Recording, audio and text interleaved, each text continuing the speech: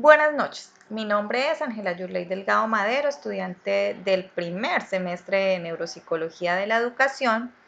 Dando inicio a la actividad vamos a hablar de percepción, palabra que utilizamos con frecuencia en el área de ciencias humanas.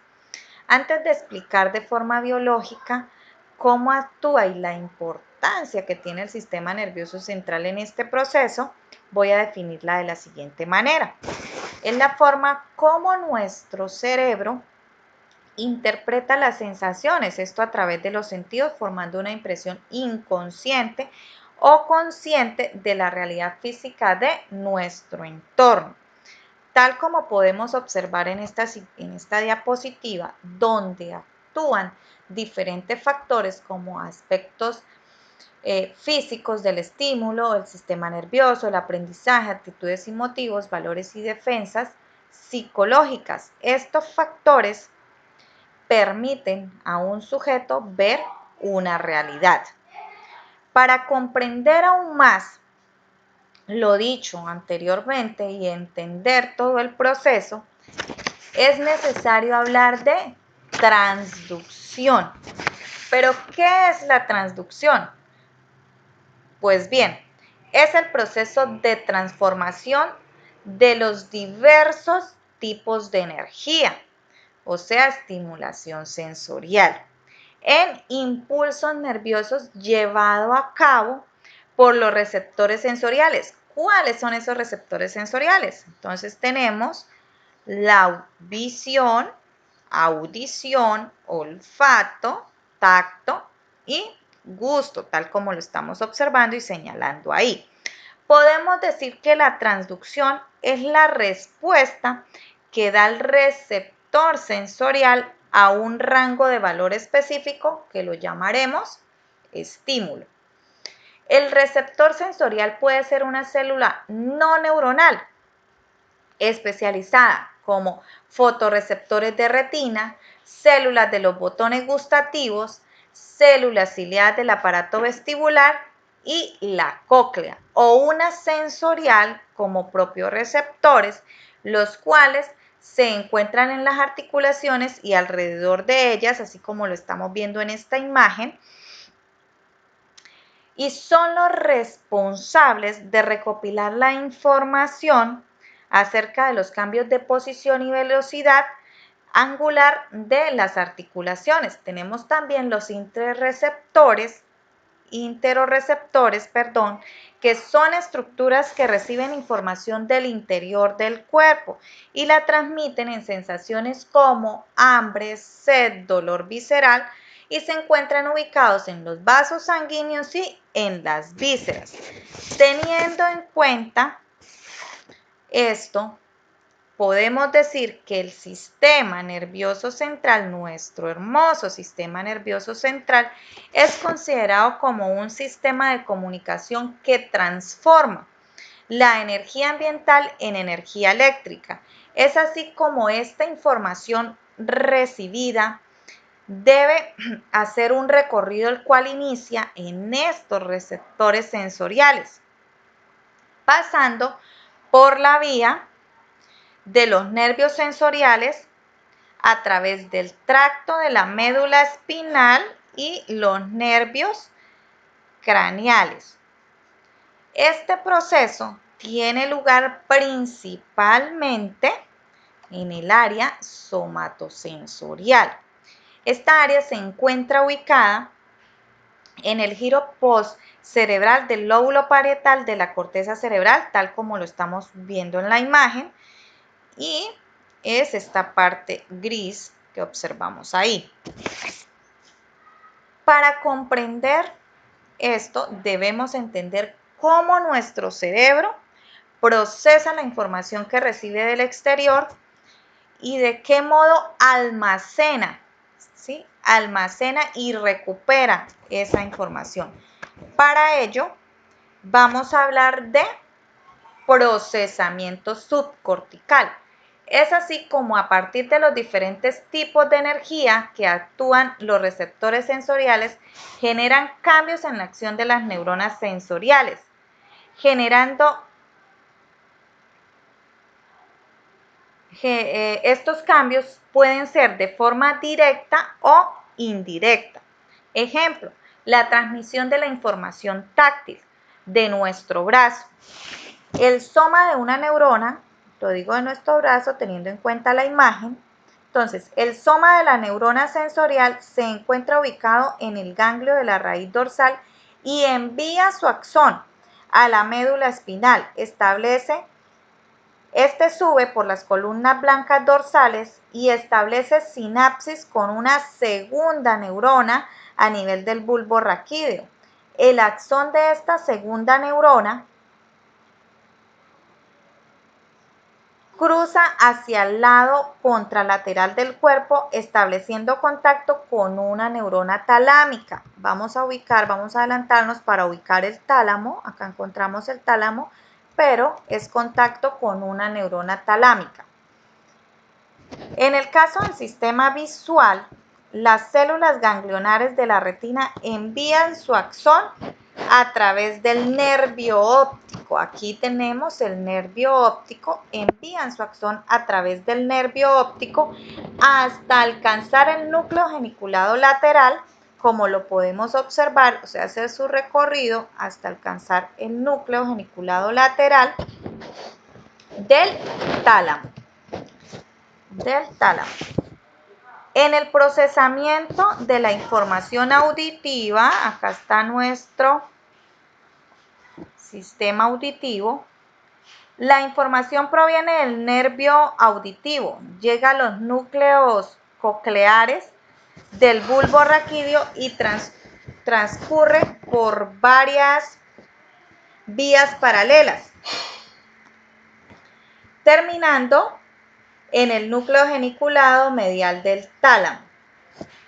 La excepción en este caso es el sistema olfatorio, ya que el resto de sistemas sensoriales pasan primero por el tálamo. Volvemos otra vez, estos sistemas sensoriales pasan por el tálamo antes de alcanzar la corteza cerebral. En el caso del sistema olfatorio, los axones de estas células mitrales y las prolongaciones de las células periglomerulares en el interior de los glomérulos, los axones de las células mitrales alcanzan diferentes regiones cerebrales a través de los tractos olfatorios.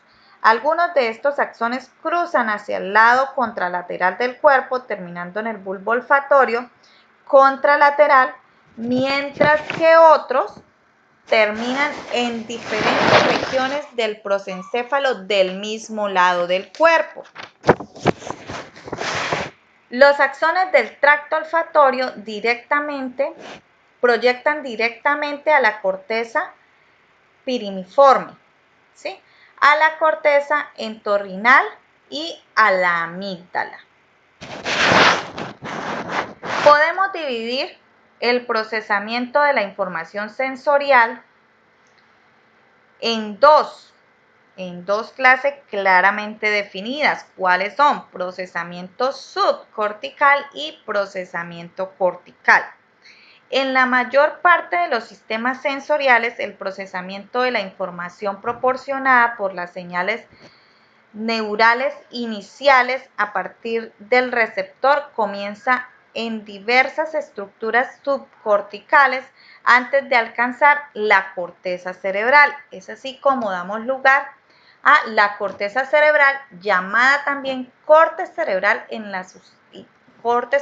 y es la sustancia gris que cubre la superficie de los hemisferios. Adquiere una excepcional importancia en neuropsicología. Está forma la cubierta de exterior del cerebro, ¿sí?, proporcionándole su característico aspecto gris, es lo que comúnmente pues llamamos la materia gris. En la especie humana, su superficie total es de aproximadamente 2.200 centímetros cúbicos y está formada por una lámina de 3 a 6 milímetros de grosor, que contienen los cuerpos de aproximadamente 60.000 millones de neuronas. El alocortes localizada en la cara interna de los lóbulos temporales. Los lóbulos temporales, tal como lo vemos acá, está en la cara interna de los lóbulos temporales y constituye el 10% de la cubierta del cerebro. El isocórtex, también conocido, también denominado neurocórtex, es la aparición filogenética más reciente y constituye el 90% de la corteza cerebral de la especie humana. Está formada por 6 capas de neuronas. Esta es la parte más grande del cerebro y es allí donde ocurre la percepción, imaginación, el pensamiento, juicio y la decisión. Las circunvoluciones tienen crestas que se llaman giros y valles, que se llaman surcos. Algunos surcos son bastante pronunciados y largos y se usan como límites convenidos entre las 4 áreas del cerebro llamados lóbulos. Acá podemos ver el surco central, acá está el lóbulo frontal, temporal, occipital, parietal. Entonces, la parte delantera más alejada se llama lóbulo frontal, que es la que estamos viendo acá. Este es especialmente importante, responsable de los movimientos voluntarios y la planificación, y se piensa que es el lóbulo más importante para la personalidad y la inteligencia. Bajo los lóbulos frontales está el lóbulo parietal, tal como lo vemos, el lóbulo frontal, el lóbulo parietal. Este incluye el área llamada el córtex somatosensorial, como lo habíamos visto en la imagen anterior. Esta es el área somatosensorial, que separa del lóbulo frontal. Junto a la cabeza está el lóbulo temporal. Acá lo observamos, el lóbulo temporal. Es el córtex auditivo, como su nombre lo indica. Esta área está íntimamente conectada con los oídos.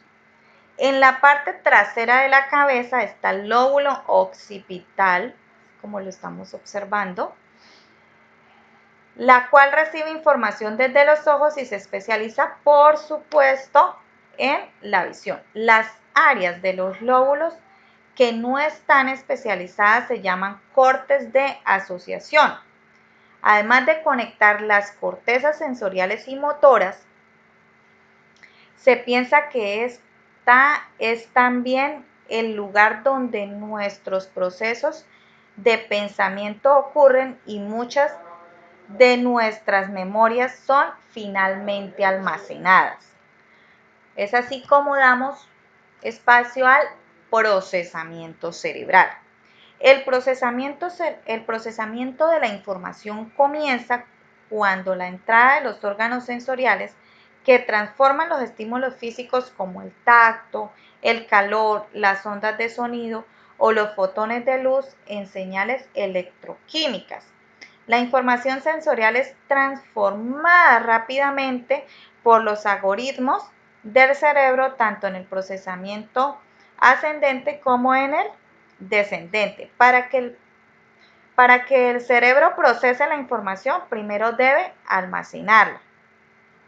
Existen múltiples tipos de memoria, incluida la sensorial, memoria a corto plazo, memoria de trabajo y memoria a largo plazo. Primero, la información debe codificarse y hay distintos tipos de codificación específicos para los diferentes tipos de estímulos sensoriales. Acá estamos viendo el hemisferio, ¿sí? Los dos hemisferios, hemisferio derecho y hemisferio izquierdo. En uno vamos a hacer referencia a las emociones, a los sentimientos, la creatividad, la intuición, ¿sí? Que es esta que está así lleno de colorcitos, ¿sí? Está el hemisferio derecho, el hemisferio izquierdo. En este encontramos lo que es la asociación auditiva, el razonamiento, la expresión oral, la lógica. Es así como se divide en dos, hemisferio derecho e hemisferio izquierdo. La alteración de este proceso puede producir diferentes trastornos en la percepción. Es así como aparecen las agnosias. Entonces, ¿qué son las agnosias? Entonces dice, proceso de reconocimiento de estímulos que se dan a través de la función integradora de las áreas de asociación del cerebro en colaboración con diversas estructuras corticales y subcorticales, lo que explicábamos anteriormente. Sigmund Freud se refiere a trastornos perceptivos derivados de las lesiones cerebrales. En otras palabras, se define como una alteración caracterizada por la incapacidad para reconocer estímulos familiares y atribuirles un significado. Encontramos 5 tipos de agnosias. Está la agnosia visual, la agnosia auditiva, la agnosia somatosensorial, la agnosia olfatoria y la agnosia para las enfermedades. Hablando de la agnosia visual, entonces consiste en déficits en el reconocimiento de objetos a través de la vista sin que haya presente una afectación de los órganos sensoriales. Esta clase de agnosias se producen normalmente a causa de lesiones en el lóbulo occipital izquierdo. Acá podemos observar en el lóbulo occipital izquierdo o en cualquiera de los lóbulos temporales. Las agnosias auditivas son los problemas de reconocimiento relacionados a estímulos sonoros. Aunque cuando las lesiones cerebrales que provocan las agnosias son muy importantes, los déficits pueden tener un carácter general. Lo más habitual es que afecte únicamente a un tipo de estimulación auditiva como el lenguaje receptivo o la música, que llamamos amusia. La agnosia táctil o la agnosia somatosensorial, como lo estamos viendo acá, se puede definir como una incapacidad para identificar los objetos a través del tacto, basándose en aspectos como su textura, su tamaño, a pesar de que no se den alteraciones de tipo sensorial. Las agnosias olfatorias, entonces, es la pérdida temporal o prolongada de la capacidad para identificar olores. Se pueden clasificar hiposmia, que es el déficit parcial, anosmia selectiva, pérdida del olfato a determinadas sustancias y olores, la parosmia, percepción errónea de olores, hipersomía, presencia exacerbada para discriminar olores. La secosmia, sensación de mal olor en algunos casos de rinitis atrófica y de sinusitis crónica. Esta se divide en dos, asnomía sensorial y agnosia anósmica. En la agnosia para las enfermedades podemos encontrar la anosognosia, introducido por Joseph para referirse a la falta de conciencia de hemiplegia. Asomatognosia, trastorno del esquema corporal. Anosodioforia, caracterizado por la falta suficiente de conciencia de la enfermedad neurológica denominada la bella indiferencia. Es así como, teniendo claro, entonces pueden existir 5 tipos de agnosia: la visual, la auditiva, la somatosensorial, la olfatoria y la de las enfermedades. Bien sabemos, la visual pues afecta directamente nuestra visión, la auditiva nuestro sonido, la somatosensorial nuestro tacto, la olfatoria nuestro olor, y la agnosia para enfermedades pues diferentes enfermedades. Feliz noche, muchas gracias.